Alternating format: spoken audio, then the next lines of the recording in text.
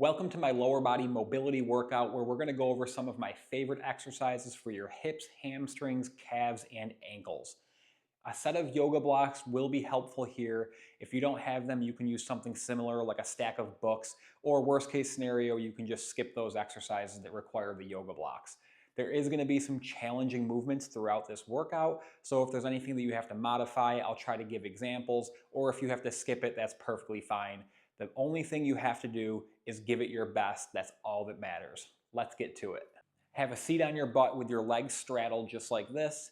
This is a really challenging exercise. It's probably one of the hardest ones that we're going to do. So we're going to start out with the most difficult exercise, and then hopefully things will get a little bit easier from there.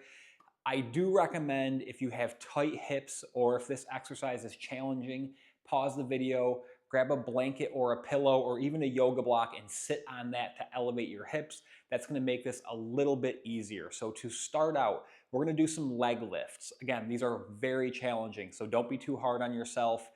Maybe even laugh at yourself a little bit. Make sure to enjoy yourself. If you feel the work happening, then you're doing the work. It's not going to matter how high you lift up your leg. So your leg might not go up as high as mine, but I guarantee you that we both feel the same thing. So you're going to frame out your right leg. Your right hand is going to be on the outside of your right leg. Your left hand is going to be on the inside of your right leg. And then you're simply, well, it's not simple. It's simple, but it's not easy. Lift your right foot off of the ground and hold it for about 2 seconds and then lower back down. Your hip flexor and maybe even your quad is going to light up something serious. So we're going to do this 5 times on each leg. We'll count that one. So we'll go 2, 3, 4, 5. Now we're going to switch sides. Again, if that was super difficult, elevate your hips by sitting on a block, a pillow, or a blanket. Right hand on the inside of your left leg, left hand on the outside of your left leg. Try to point your toe, lift your left foot off the ground and hold, lower back down. That's 1.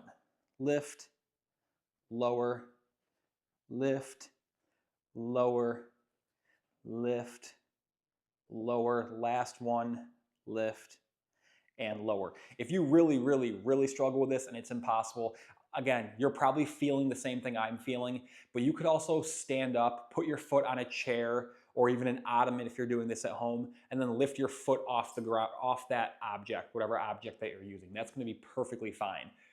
We're going to step it up just a little bit here. Again, use any modification that you need. Instead of lifting straight up, you're going to lift your leg and do a circle backwards. We're going to do 5 on each leg. So we'll go together. I'll just show you one. We won't count this one, but it's going to look like that. Okay, so we're going to do that 5 times on each leg. Lift, circle for 1, 2, 3, 4, 5. Whew, nice work. Lift, left side. 1, 2, 3, 4, 5. You might notice that one side is easier or harder than the other. Again, do the best you can. If you feel the work happening, then you're doing the work. That's going to light up the hip flexors and a little bit of the quads as well. Okay. Now we're going to come into a plank and we're going to do some alternating lizard lunge. So I'm wearing socks because I think it's best to do this barefoot. In this case, if you're wearing socks on carpet, your feet might slide a little bit, so you may want to pop your socks off. Same thing when we get into another exercise here. But you're going to bring your hands a little bit closer than shoulder width, and then you're going to step your right foot on the outside of your right hand, and then step it back. Step your left foot on the outside of your left hand. Now step it back. We'll do this about 10 times total. That's 3, 4, 5, 6, 7, 8, 9, and 10. Bring the knees down. I forgot to mention, if you want, you can put on some of your favorite music in the background. That might make it a little bit more enjoyable here. This one, I'm sure a lot of people have heard of pigeon pose, but this is what I call active pigeon pose. So my light turned off here. There we go. It's a little bit more challenging in a sense that we're going to be moving the hips through a range of motion that you may not have experienced before. So what you're going to do is just from the knees, hands and knees like this. I want you to bring your right foot in front of you and then plant your hands around, in line with your toes. And then you're going to bring your left foot behind you and lift your left knee off the ground. Now you are going to simply bring your right knee towards the side like this. So now I'm on the outer edge of my right foot. And then I'm going to come back up, down and up. You don't have to force your knee down. Just go down a little bit, whatever's comfortable for you. You're going to feel a little bit of a stretch in this outer right glute here. So again, it looks like this. We're going to go for 10, 9, 8, 7, 6, 5. If you really need to, you can probably put that back knee down. 4, 3, 2, 1. Nice job. Step the right foot back. Step the left foot forward. And actually, it might even be a bad idea to put the hands on the inside of the foot like this. Bring the right foot back, lift that right knee off the ground, left knee towards the floor, and up for 10, 9, 8, 7, 6, 5, 4, 3, 2, and 1. Drop that right knee down, bring the left leg back, come onto your butt. Give the legs a little shake. If you want to bring them in a little bit, just shake them out. Feels good. Now you're going to go into a straddle. And again, this is another situation where you might need to elevate your hips. If a seated straddle is uncomfortable or tight for you in general, definitely sit on something. Elevating your hips takes a little bit of that strain, out of that position. So from here, we're going to do some straddle forward fold pulses. And it's really important here that you keep your low back flat or your entire back flat. A lot of times we have a tendency to round our spine just to get deeper or get more range of motion, but you're kind of defeating the purpose at that point. So I want you to keep your chest up, bring your hands out in front of you like this, and then just lean forward until you feel a stretch and then come back. Don't round your spine and go down like this. Chest up, back flat, even engage your core. So think about like bracing your spine and pulsing forward for 10, 9, 8. You'll feel a pretty good stretch right here. 7, 6, 5, 4, 3, 2, 1. Nice job. Shake the legs out. Just a quick rest. And then we'll do it again. Chest up, core engaged. Reach forward for 10, 9, 8, 7, 6. Make sure to smile. 5, 4, 3, 2, 1. Nice job. Bring them in a little bit. Shake them off. Now this is where we're going to use our yoga blocks.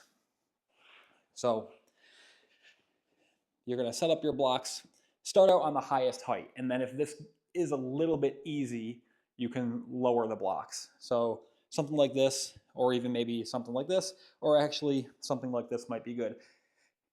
Use whatever you have, but I do prefer cork blocks because they're more sturdy. If you have the foam blocks, they're handy, but they're just going to be a little bit more flimsy as opposed to the cork blocks, especially like this is a pretty soft mat, so it's not super sturdy, but just in general, the connection of a cork block on top of a cork block is very sturdy. So it's better for things where you're putting all of your weight on. So come into this forward fold. Again, a lot of people will like round their spine to get as deep as they can. But in that case, you're taking away from the hamstring stretch and you're just rounding your spine. So even just to kind of go off track a little bit, If I want to touch my toes, I can easily do so by rounding my spine. But look at the difference when I flatten my back. So my back is flat, and then I'll actually have to use the length of my hamstrings to get deeper, as opposed to rounding my spine and getting as deep as I can. So keep your back flat. Think about having your chest parallel with the floor. And so from here, you're just simply going to pedal your feet back and forth like this. If this is too easy, you can lower the block. So this is a little bit easy for me. So I'm just going to go to where it's challenging for me, to where I feel a stretch. Do what's best for you. And we're going to do 20 of these. So both your feet are flat, and then we're going to pedal the feet like this for 20, 19, 18, 17, 16, 15, 14, 13, 12, 11, 10, 9, 8, 7, 6, last 5, 4, 3, 2, 1, and done. Bend the knees. Come on down. Now we're going to use the blocks again.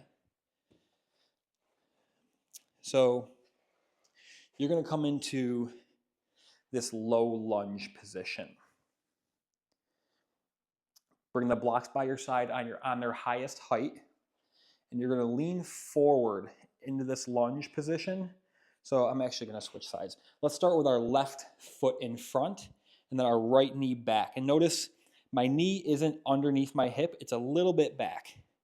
Okay, so this is going to help you get a little bit of a stretch in this right hip flexor here. I like to be on the top of my foot. You can be here on your toes, but I think it's a little bit better stretch if you're on the top of your foot. So low lunge, chest up. You're going to engage this glute, so squeeze your glute. You're going to feel more of a stretch here.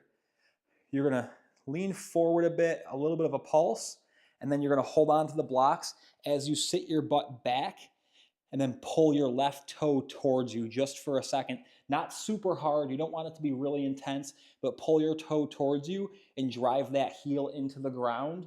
Say about like 60 to 70% of your effort, and then you're going to go back to that low lunge. So low lunge, engage your glute, feel the stretch. Now these we'll call half splits. So half splits, pull your toe towards you, drive your heel into the ground for 1, 2. We'll do this 10 times on each side. So we'll go here to here. That's 1.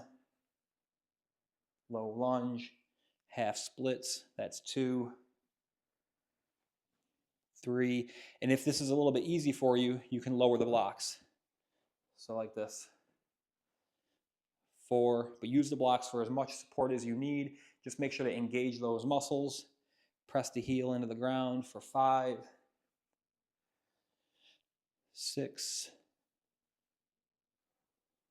7, chest up, chest down, 8, chest up, chest down, drive that heel, 9, chest up, chest down, 10. Good, now you'll plant the hands on the blocks, keep them there nice and sturdy, step the right foot back or left foot back, right foot forward, use the blocks however you need. So this time you're going to engage your left glute. You're in your low lunge. Now we'll go to our half splits. Half splits, press the right heel into the ground, pull the right toe towards you, and forward for 10,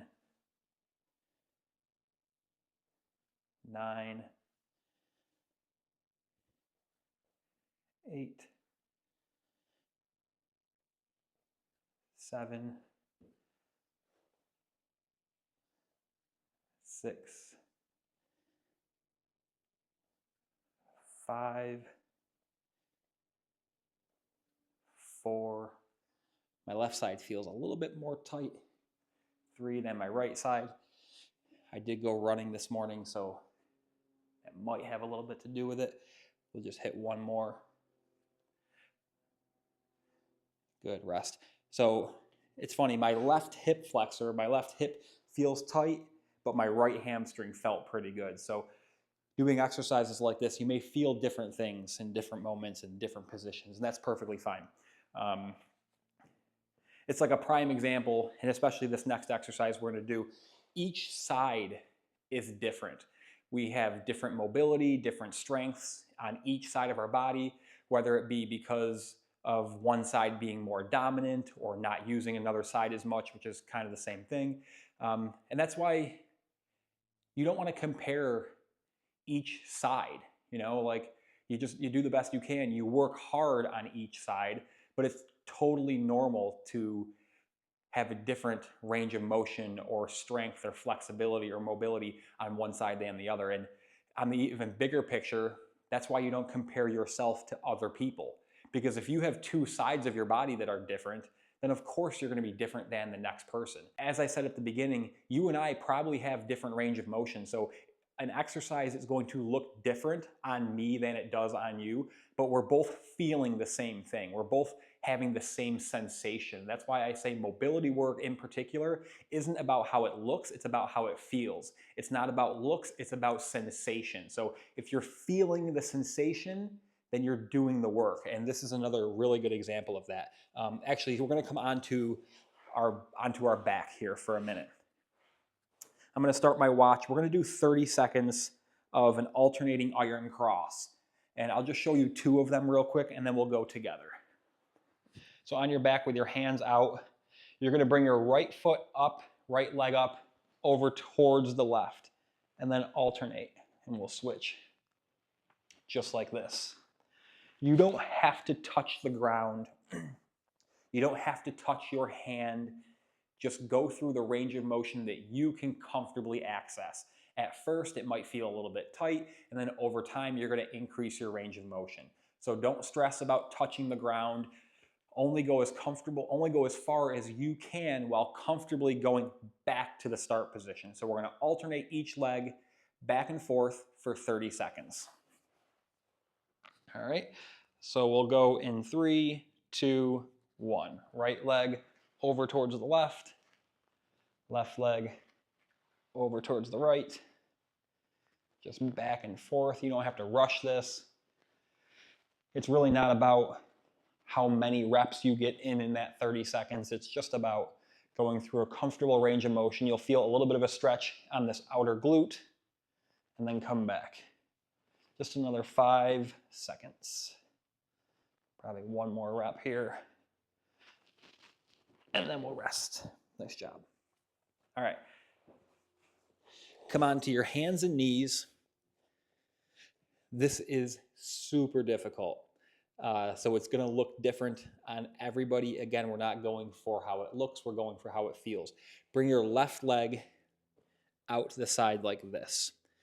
The goal is to lift your left foot off the ground as high as you can, hold it for a second or two, and then lower it back down. When you do this, so I'll show you one, you want to keep your hips and your belly button square with the floor. You do not want to, so you want it to look like this. You don't want to lift your leg and then pike your hips up or lift your hips or tilt your hips to the side, okay? So if this is too difficult, feel free to do a bent leg variation like this, which is still going to be very beneficial. When you start to get better at this, you feel stronger, you can do the straight leg. The most important thing is that you don't lift your hips out to the side to compensate just so you can get higher. The goal is not to lift your leg as high as you can while compensating through turning your body. The goal is to lift as high as you can while keeping your hips and belly button facing the floor. So we're going to do 5 of these on each side. So left leg out, arms straight. Try not to sink into your shoulders. Push the floor away. Have a nice, strong base here on the floor. So when I lift my leg off the ground, my left leg is going to come up. I'm going to try pressing my left hip towards the floor at the same time. So here we go. We'll lift the left leg up, press the left hip down for 1, 2, lower back down. You feel it. Like I'm cramping already right there. 4 more. Lift, lower, lift, lower. 2 more. Lift, lower. Last one. Lift, lower. Whew. Yeah, feel the burn. All right. Right leg out. Again, when you lift your right foot, press your right hip into the ground. Nice and strong base with your hands. Lift that right leg. 1, 2, lower back down. That's 2, lift. 3, 4, 5. Nice job. Woo! It lights up that outer glute. Some work that you may have never experienced before. A lot of times we're doing exercises that strengthen the main glute, but this is a very overlooked part of your glute that it lacks a lot of strength. So if you're feeling that, it's totally normal. We're going to give ourselves a little bit of love in the calves. We're going to do that with some down dog pedals. So again, if you're wearing socks on carpet, it might be a little slippery. So feel free to go barefoot, or if you have sneaks on, that's fine too. The exercises that we're going to do next, you're probably going to want to do barefoot. Socks are going to be fine, but sneakers, it's going to be a little bit of an issue. So to get into down dog, I want you to come into plank pose. So hands under the shoulders, feet about hips distance apart. Lift your hips up and back. You may already feel a stretch in your calves here. When you do this, make sure you're not sitting forward. Push into your arms, push your hands into the floor so you don't sink like this. You want to push away and then send your chest towards your shins. From here, we're just going to simply pedal the feet, just like this. Similarly to what we did earlier with the blocks, but a little bit of a different angle. And just keep pushing away. We're just going to do this for like 20 more seconds. I'm going to get my watch going correctly. Yeah, so when you drive your right heel into the floor, you lift your left heel off the ground, you'll feel a stretch in that right side. You'll switch left, right, push that floor away. You don't want your butt coming forward like this. You want to keep it pushing away the whole time. Good, now bring the knees down to the ground. And come onto your knees. Now we're going to stretch the feet a little bit. This is a fan favorite. A lot of people love this. We have tight feet, cramped inside of work shoes all day, work boots, high heels. This is a really good stretch for the feet. So actually, if you have super tight feet, bring your blocks to your side on the highest height, like around your knees. So especially if you're already feeling this, if this is a lot, then I want you to lean forward, and you're going to notice it's going to take a lot of the strain off the feet, but it's still going to be a really good stretch. So as you get more comfortable, or the more flexible your feet are, you can sit back. Heels to butt is going to be the most intense, but you can lift your butt off your heels a little bit and shift forward, and this is still a very, very good stretch. So just do what you need to, do what's best for you. Nothing's right or wrong. Just another like 10 seconds. If you need to come out sooner, please always feel free to come out sooner. We don't want it to be painful. It should be like pretty strenuous, but not super painful. Okay, lean forward. Now untuck your toes, and then bring the tops of your feet down, and then bring your heel towards your butt. Same thing here though. If this is too intense, you can lean forward, lift your butt away from your heels, and this is still going to be a very, very good stretch. So I'm going to go a little bit back. I also try to keep my heels together. That's going to be more intense, as opposed to if you let them like splay out to the side. But if I keep my heels together, even if my feet are a little bit spread apart, if my heels are like up, like towards the sky, it's going to be more of a stretch on the top of the foot. I like that a little bit better. So if this isn't too intense for you, I'm going to have you try something else. This is another really, really good stretch. It's going to be like top of the feet. It's going to get your ankles, maybe even into your shins a little bit. But I want you to take your right hand on your right knee and just gently lift your knee up, lower it back down. Left hand to your left knee, gently lift it up, lower it back down. Just back and forth like this. Really, really good stretch. If you're feeling froggy, you can even just lean back with both of them. Nice and gentle. Good, relax. Come on out of that. One more thing that I feel like is a very underrated movement that not many people talk about. This, I'm going to take my socks off just so you can see. We're going to do some toe spreads, which are really good for foot mobility, to stretch the feet. If you're somebody that, like I said, you have your feet scrunched up in high heels, dress shoes, or work boots, anything like that, this is going to be very, very beneficial. It's beneficial even if you're somebody who doesn't have to wear work shoes. But this is going to strengthen the entire bottom of the foot. It's going to strengthen your feet in general. This is going to be good for plantar fasciitis. It's going to be good for runners. It's going to be good for regular people. So I really like this. Bring your right foot in front of you. Your other foot can be whatever's comfortable. If you wanted to sit in a chair and do this, that's perfectly fine. But right now my feet are neutral, similarly how like my hand is neutral. And then I'm going to try and spread my toes like you would spread your hands. So it's going to look like that. Just going to do some toe spreads. All right, so we're going to do 5 on each side.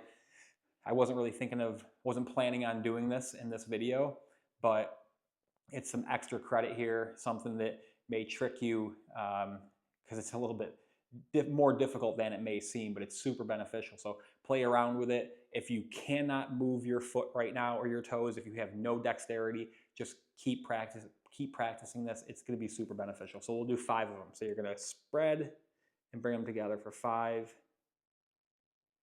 4, spread them, 3, 2, 1. Nice job. We'll switch. Left side. Spread for 5, 4, 3. This is challenging. My left side's harder than the other one, than the right. Good, and relax. Cool. Awesome work. My light went out again. Perfect timing though, because we're just about to wrap up. So that is a pretty good lower body mobility workout that you could do before a lower body workout, like a lower body strength workout, or before a run.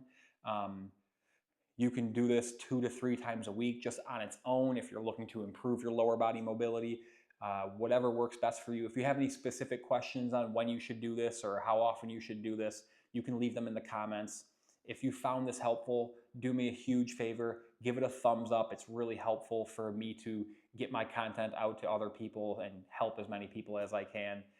If you are not already, make sure to subscribe to my channel. I think next week I'm going to be putting out an upper body mobility exercise, so you don't want to miss that. And then I'm going to be posting a lot more on my YouTube. So if you enjoyed this, make sure to subscribe. If you have any questions, leave them in the comments. Other than that, I hope you enjoyed the workout and have a wonderful day.